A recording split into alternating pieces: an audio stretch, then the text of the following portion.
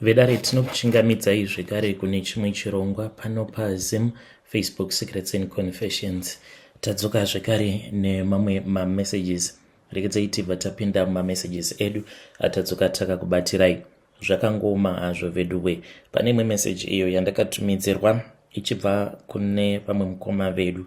Zvimwe zvinhu zvavakazonditumidzira zvainge zvichityisa.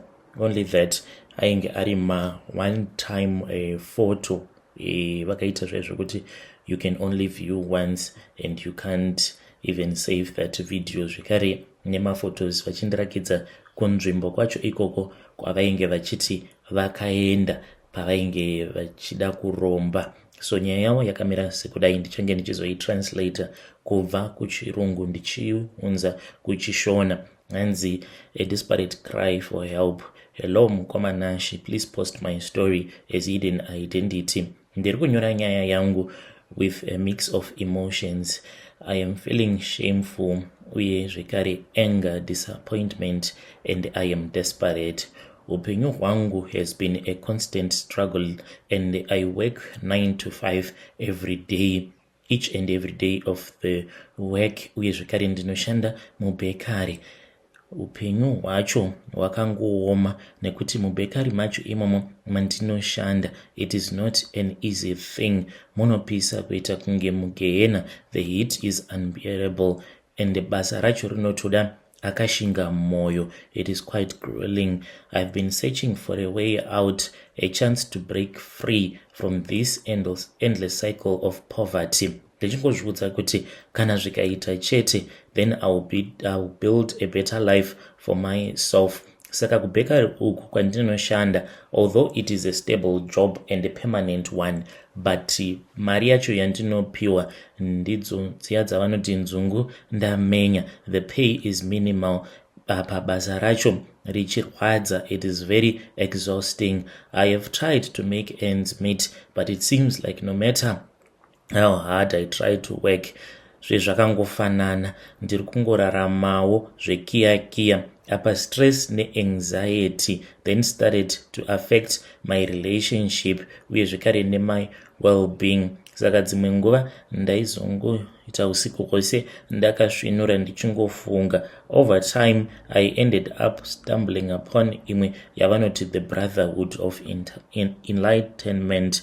Saka group ndakati ndava kutaura naro group racho iroro, vakabva vachizondivimbisa mari, upfumi and a sense of belonging to that club.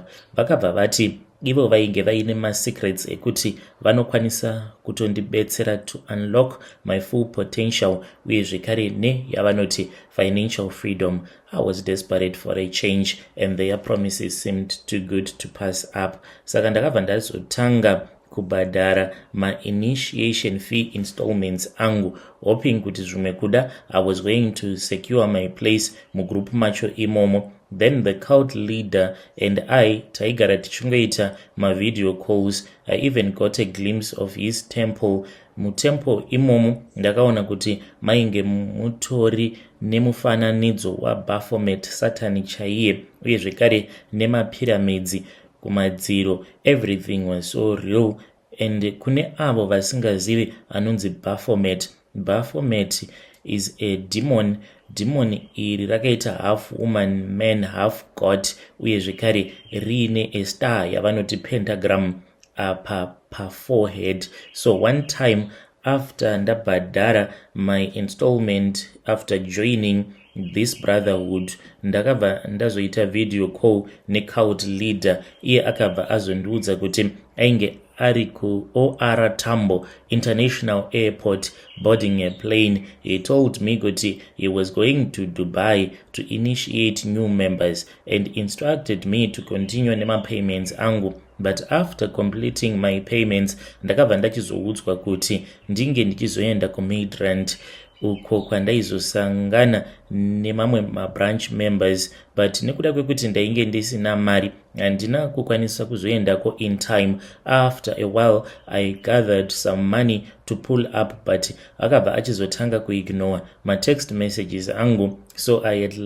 had to let everything slide and forget about being the Brotherhood initiate. I am not ashamed of my attempt to join the Illuminati cult. Looking back, I realized kuti I was blinded by my desire kuti ndige ndichizovawo munhu ane mari, and by that I allowed my desperation to cloud me from being myself. Ndokubva ndachizotanga kungodzingirirawo mhepo and to become a rich but wicked man, because at that point I could even kill anyone so that ndinge ndichizokwanisawo kuwana financial stability. I have heard people criticize avo vanoendawo kuna Satani vachitsvakawo rubatsiro apo pavanenge vaona kuti Mwari anenge akundikana. After years of praying, asking for deliverance from poverty, brethren say Christians should stick to God instead.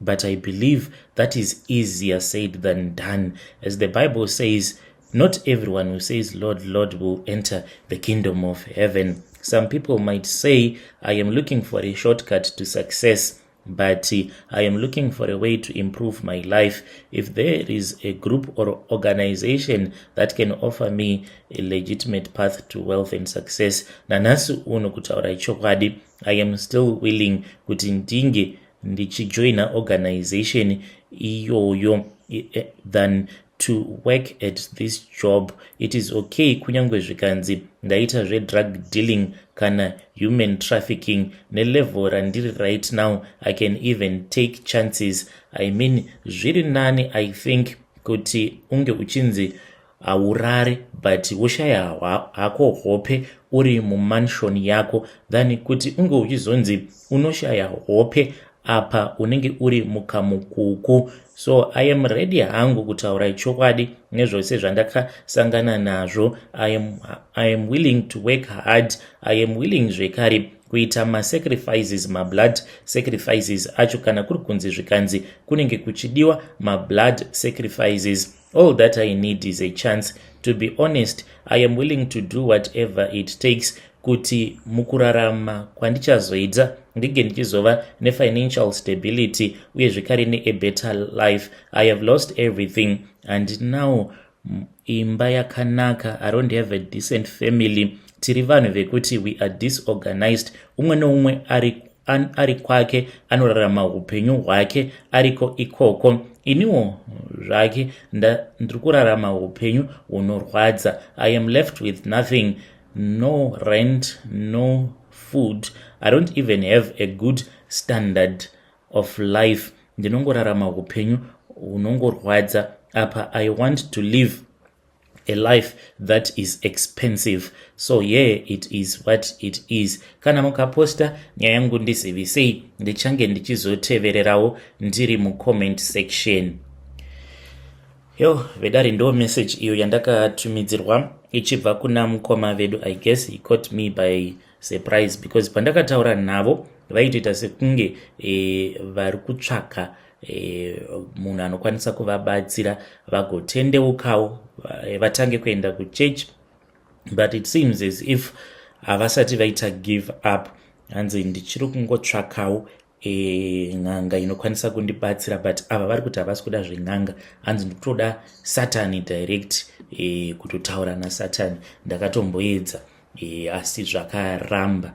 And now I am back.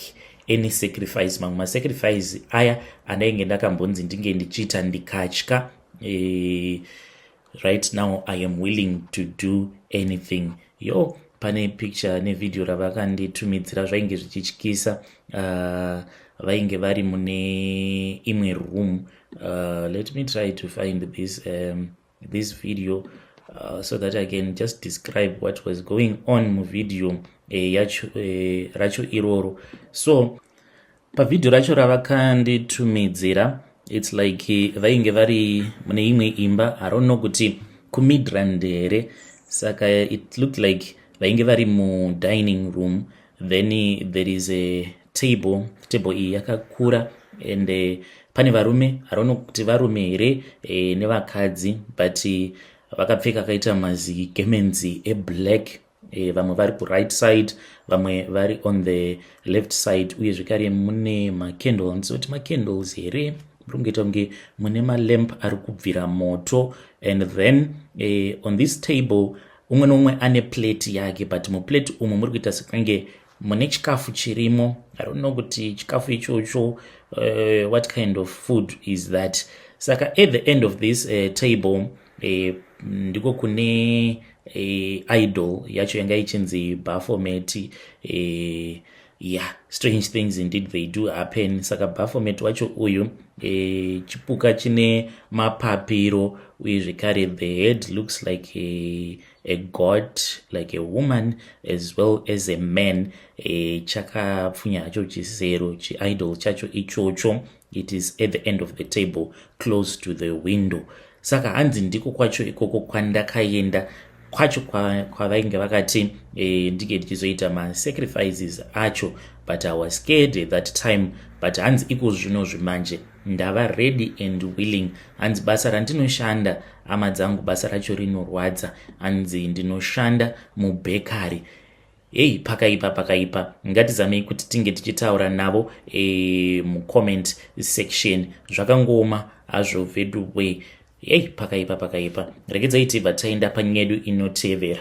Nyedu inotevera yakamera sekudai so. Hanzi mangadi zvenyu mukoma ndinokumbirawo kuti munge muchindiposterawo nyaya yangu makavikawo chitupa changu. Pakangobuda chete maresult O level ndakabva ndachizonokorawo mwana wemuvillage medu. Kutaura kudai so ava kutopenga. Ndakamunokora tsoka dzake because ndainge ndisitomborina kana tarisiro yekuti achazopasawo maexams ake nekuda kwemhiko dzandakamuitira paakatanga form 1 yake. It was a long time ago. Saka mai vangu vaitawo zvekurapa. Pane pamwe pavakamboya kumba. At that time ndainge ndabva mukunetsana namai vake musikana uyu. Saka mama vakabva vazopindirawo nyaya dzacho idzodzo. Vakabva vanditi nhai mwanangu, ko chii chiri kuitika? Ndokubva ndachizovaudza zvose zvainge zvichiitika. Saka mama vakabva vazonditi chibata chitora mushonga uyu wodai. Apa tainge tava kutogadzira mwana wemukadzi iyeye uyo wandainge ndakanetsana naye kuchibhorani.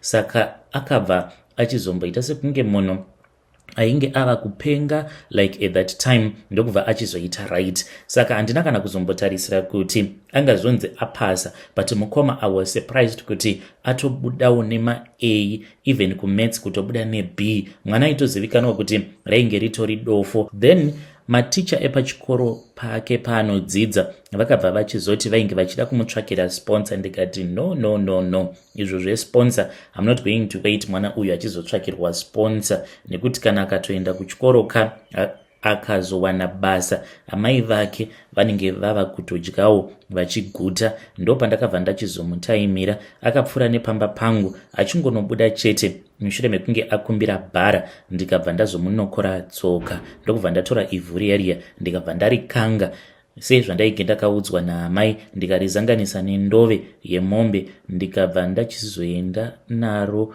mubako ndikanosiya ivhu iri mubako. Ndakazotenga chidhori ichi ndikabva ndachizochirova musoro nechitina mukoma icho chandakanga ndaisa mumoto. Zvinhu izvi ndakaenda ndikanozviisa muninga mukoma. Kutaura kudai mwana uyu ari kupenga nekuda kwangu mukoma. And handisi kana kutombodzora tsvimbo. I guess imhepo yacho iyoyo yakasaidzirwawo pandiri naamai vangu, ngekuti kana ndikaroya munhu handitombodzori tsvimbo. Handisi munhu anomuka usiku, asi zvangu ndinozviita masikati zuva chairo rakacheka nyika. Kana mukaposta nyaya yangu ndizivisei, ndichange ndichizotevererawo ndiri mucomment section.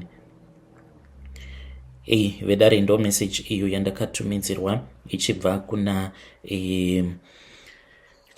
vanzvadzi vedu. Ngatizamei kuti tinge tichitaura navo vanzvadzi vedu ava mucomment section.